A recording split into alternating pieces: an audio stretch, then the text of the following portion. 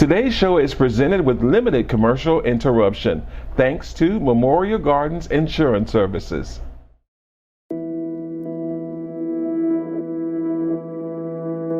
I thought they was gonna kill me.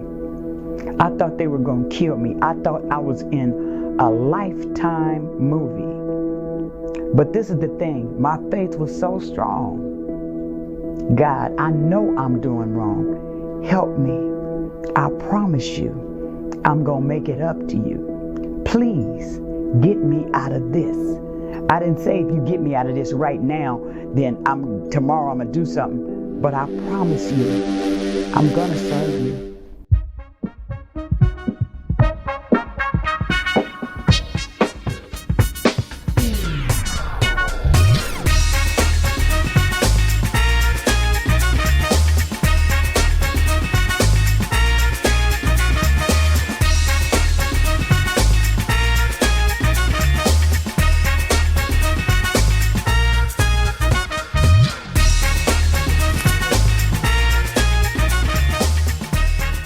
Hey everybody, and welcome to the show today. We are taking you on a journey of sort of a romance, thriller, suspense, all into one book. My special guest has written the book and certainly has a t-shirt to tell you all about it. Miss Delphine Mitchell is here. How are you?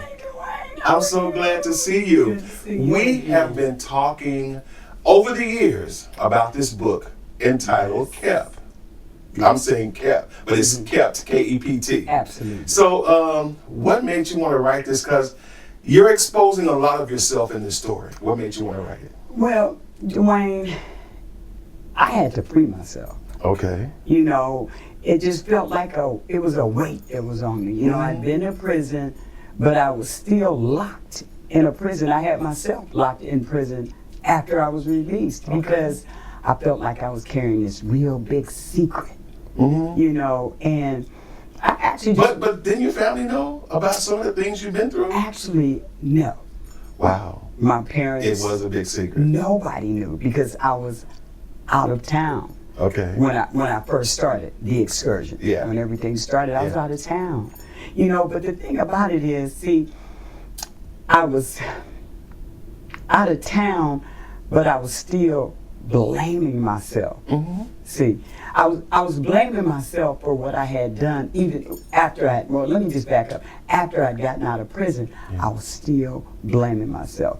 I was still shamed.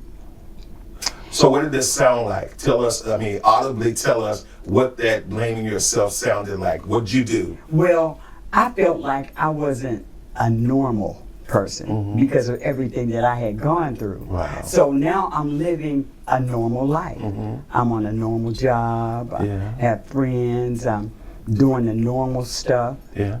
But I felt like nobody knew who I really was. Or the secrets that you were keeping. The secrets that I was keeping. Really. Were you afraid of being exposed? Well, you know what? I was afraid that what I knew was I wasn't able to move forward. It was just holding me back, and I was doing it to myself because nobody knew. Nobody knew my past. Yeah. You know, and this was actually before I had even written a book. You know. And the more that I started thinking about it, and I actually asked God, just tell me what to do to get it off me. Because I don't know what to... Was that oh my gosh, yes. Yeah. But it wasn't the exposure. So more so spiritually, you were weighed down because I'm assuming you were trying to live a new life, different life? Well, it was not only spiritually, I mean, in every aspect of my life. Because this was a 360-degree turnaround. Yeah. You know, even though I was raised in a loving, caring home and everything, I had been living just running amok. Totally different. How do you get there? How do we go from knowing right, living right, to wanting to experience a whole different life? You know what? And I asked myself that so many times, Dewayne. Yeah. And you know, it's being young, you know, carefree, just wanting to experience something that I had never experienced before. Yeah, but don't we know how dangerous that is? I say we because I think most of the people watching will probably say, hey, you have to go that been far. there, done that. Right. Yeah.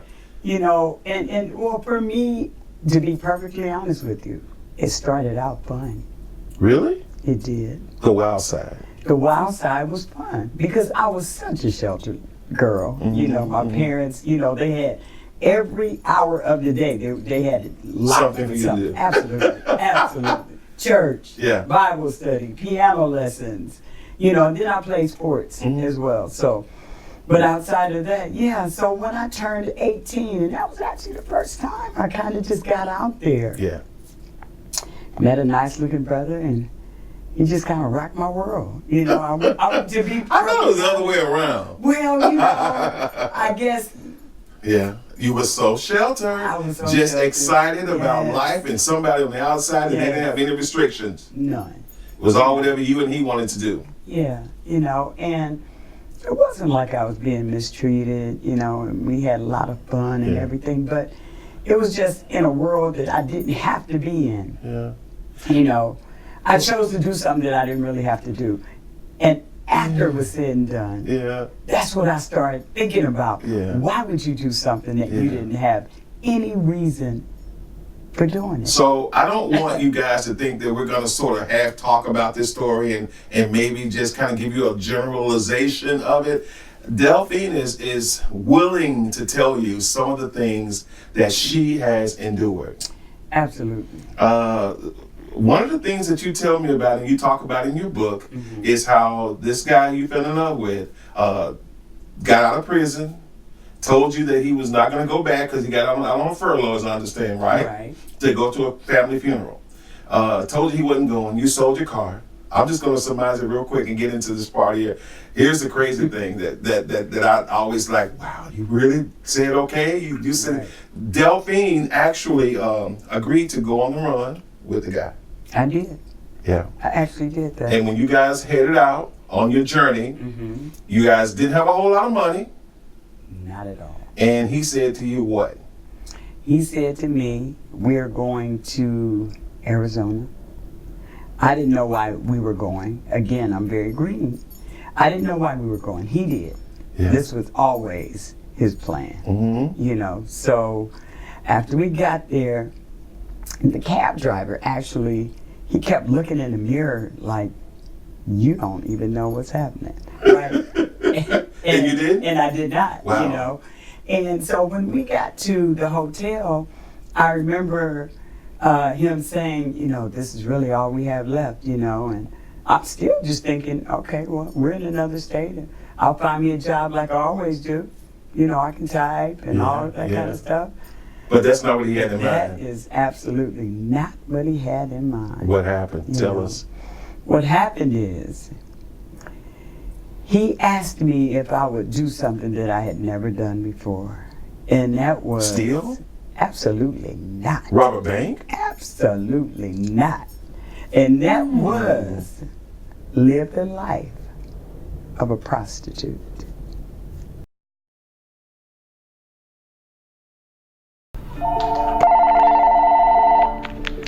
Hey cousin, thanks for calling me back.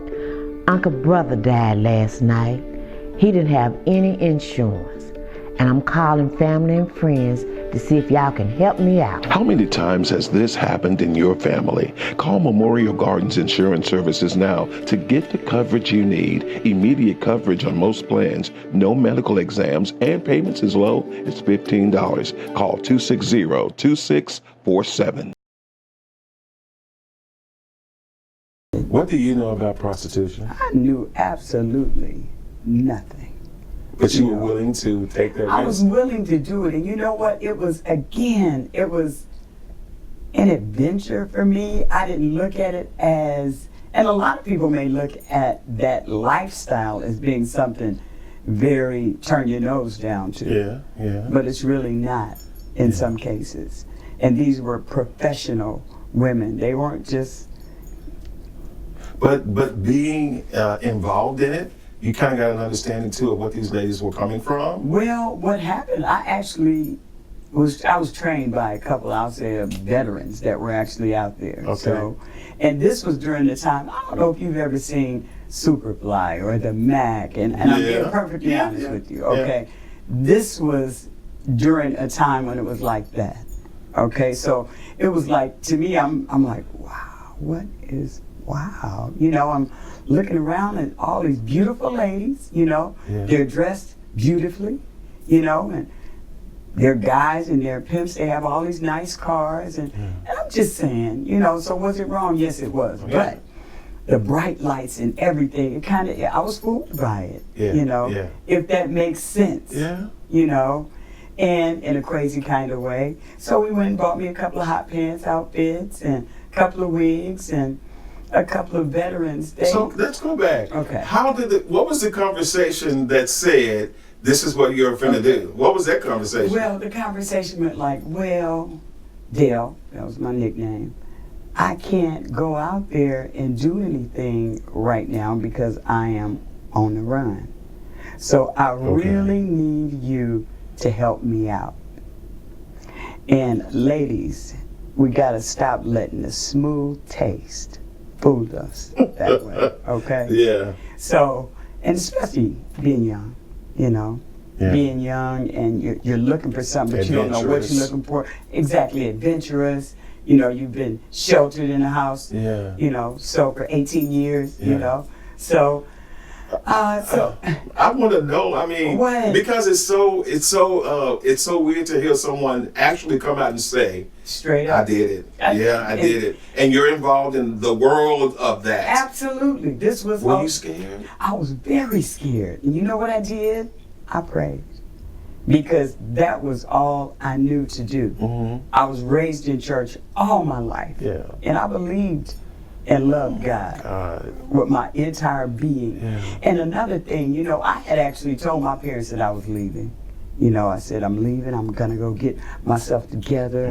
We're moving to another state. So they just thought, they didn't know that he was on the run. They just thought that you two were just packing up and start a new life. Exactly. So then I wasn't gonna run home with my tail between my legs.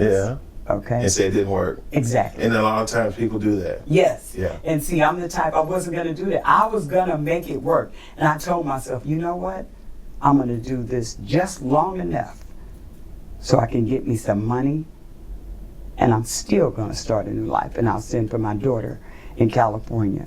Oh, wow. This is really, you know, and I'm young, 19, 20 years old, you know, and I was not good at it. Say that again. I'm like, I was not good at this line of work, okay? I was arrested 7 times in 4 months. You know, so, exactly, you know, I mean, even the police officers were saying, you are not good at this. Why don't you go home? You know, this is not for you. This is, you know, they could just see right through me. I mean, even one time I was in jail and there was this little chick in there and, you know, everybody's talking, and she was kind of sitting in the corner just waiting for her pimp because everybody was saying, well, she knows he's gonna come get her out. She doesn't have to worry about anything. She just chilling, waiting on him to come get her, I guess, because she was a money maker. The routine, she understood it. He understood it. Exactly. And you're kind of just having the front seat to all of it. Yeah, I'm just kind of listening because, you know, I don't really have too much input. This is what they do. So I was laying on my bunk, and I'll never forget. It was, everybody was sleeping, and she tapped on me, and she turned, and I turned around, and she said, you ain't home material. She said, I do this because this is what I want to do. I'm good at it. You're not. What do you think she saw? A lot of fear in your face, or maybe your countenance? What do you think? I would say all of the above. I would really say all of the above. You know, and she said, she gave me some money. You weren't supposed to have money in the cell. I don't know where it came from, where she hid it, whatever. But what that did was turn a light bulb on in my head. And she said, any man does not want to marry a hoe for a wife. And if he loves you like he says he does, he's not going to have you out here. Wow. She said, go home to your baby. I thought about that. And I said, I got a home to go to. I'm not on the run. Did you go home? I absolutely did not. go home. Why? Because you're so determined to make it work. I'm so determined to make it work. But you know what I did do? Mm-hmm. I went back to that hotel room and I prayed to God. God, help me now, please. Wow. Do something different, because this is not what you have for me to do. You didn't bring me this far to do this. Oh. I actually closed my eyes, Dewayne, and put my hand on the spot in the map, on a map. Mm-hmm. And I said, wherever this is where I'm going. And it said Texas. And when he came home, I said, I'm not doing this anymore. I'm gonna go out here and make me enough money to leave. I know this is what you want, and that's fine. It's a couple of ladies out here that I already know like you. What I'm going to do for you is go get those 2 ladies. You can talk to them and you can do what you do. But this, I'm done. Mm-hmm. And when I say I'm done, Dewayne, I'm done. Were you done? Absolutely. Wow. Yes. So I did what I said I was going to do, but you know what happened? Funny thing happened. He left with me. Okay.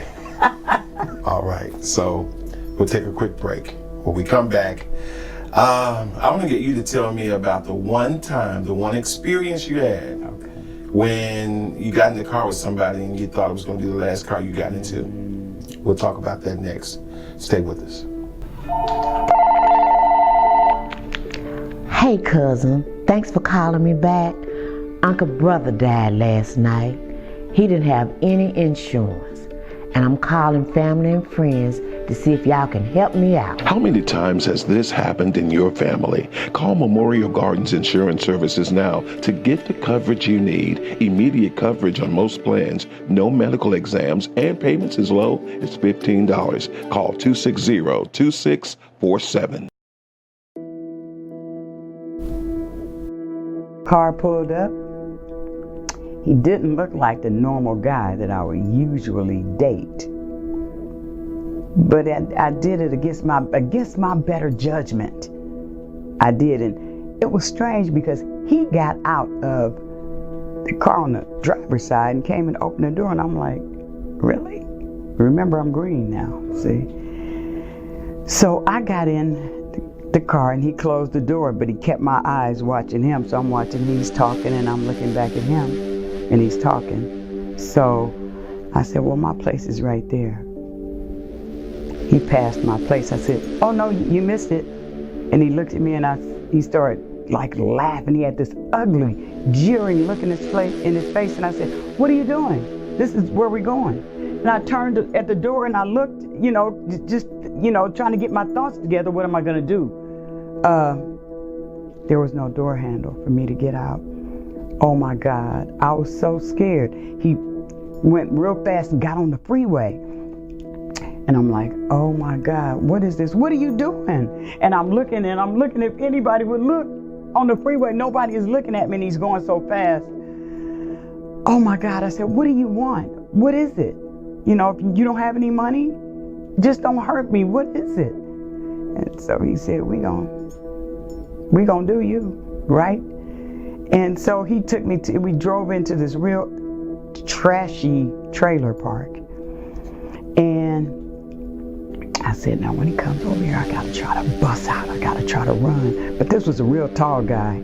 And he pulled all the way up, kind of like all the way up to the trailer.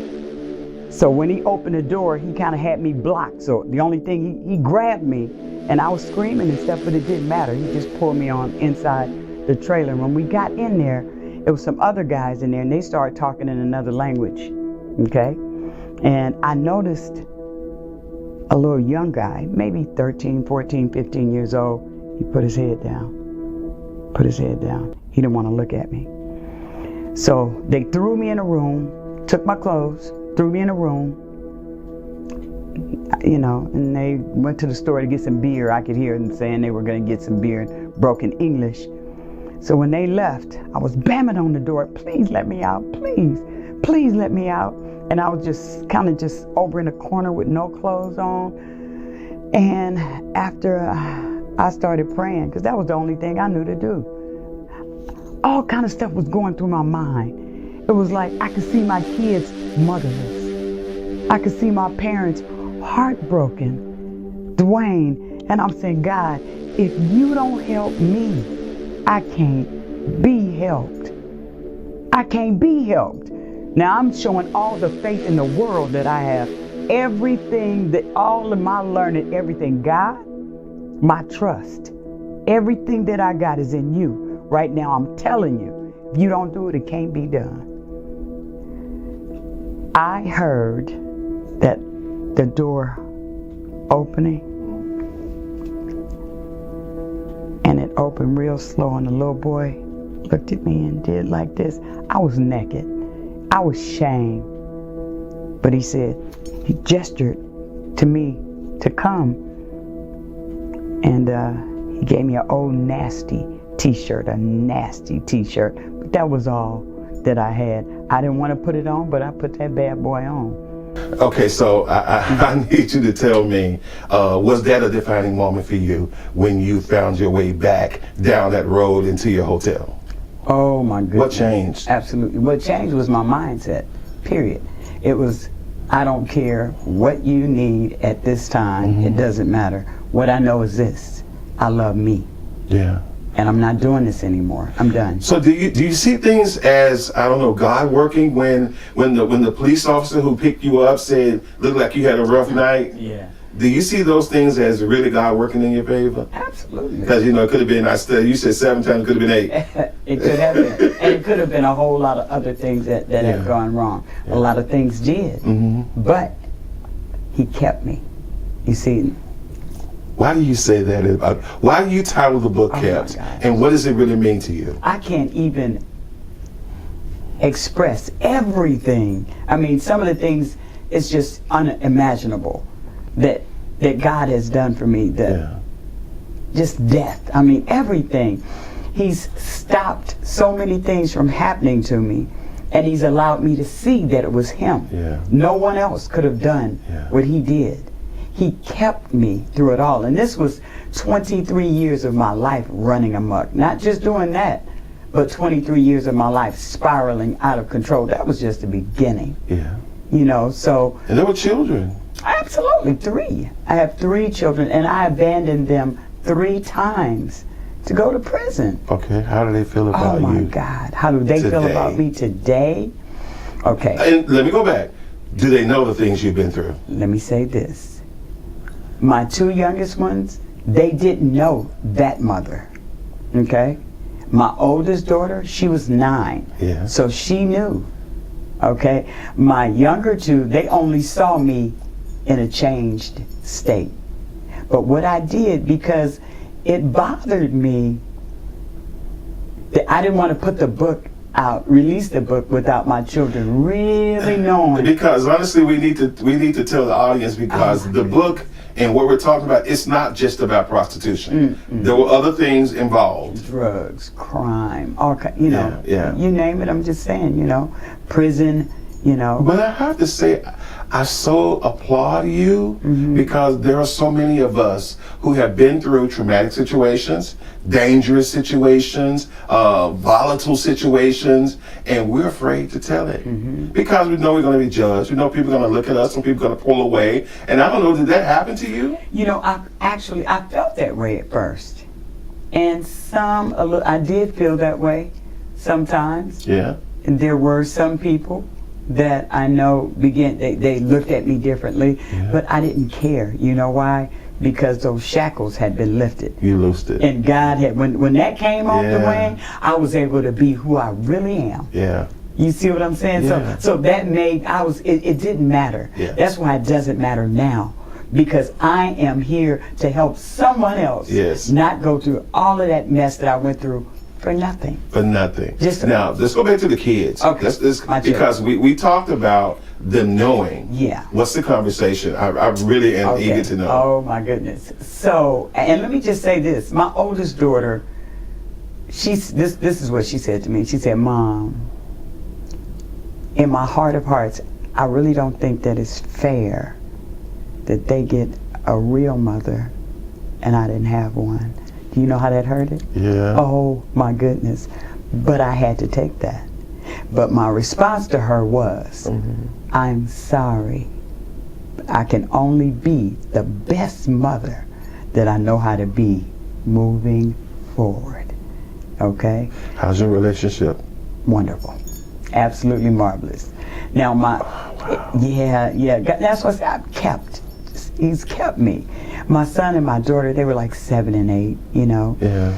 And so they didn't really notice a lot, you know. Yeah. So they just loved their mom. Yeah. You know, when I was gone, they stayed with my parents. Granny and granddad had my back. My parents were the epitome of what parents are. They never talked bad about me. Anytime, and I was arrested 10 times. Let's be clear about that. Every time I got out, my parents never, they never talked bad about me. They always saw that their daughter was capable of doing something else, and they always rooted for me. Be the best you can be.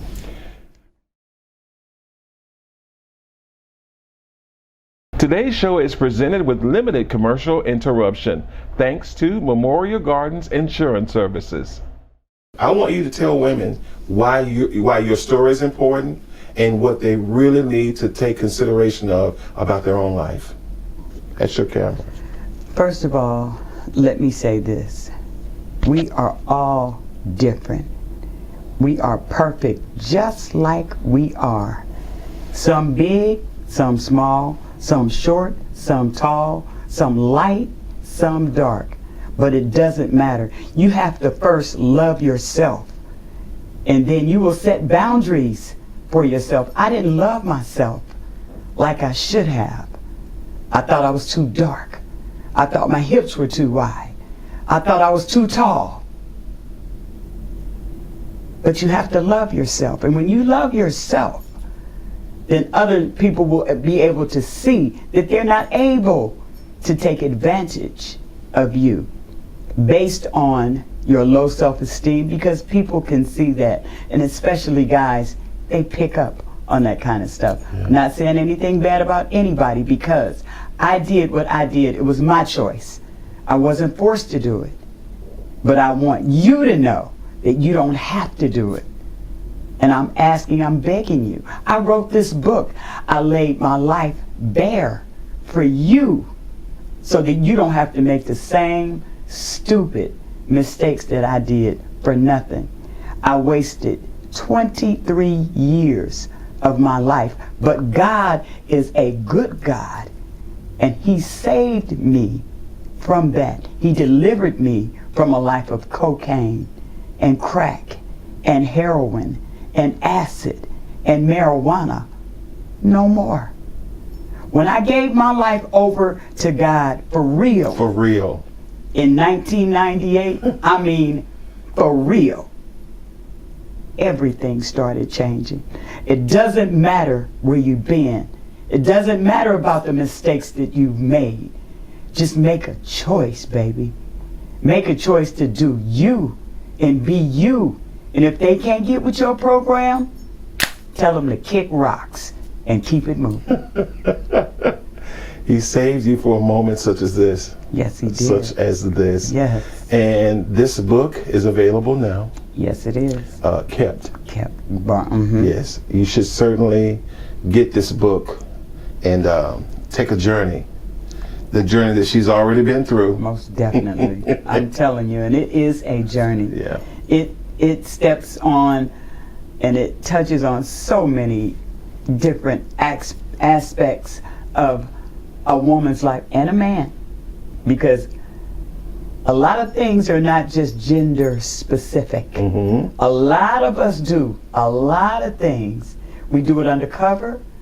Sometimes we do it out in the open. But please, just do you. Be you. Authentic you. Thank you for coming on. It's my pleasure. I appreciate you. You are most welcome. Delphine Mitchell is with us. Her book is called Kept. It's available now. Check it out online. Thank you. You're most Thank you so much. You're welcome. Thank you for doing this.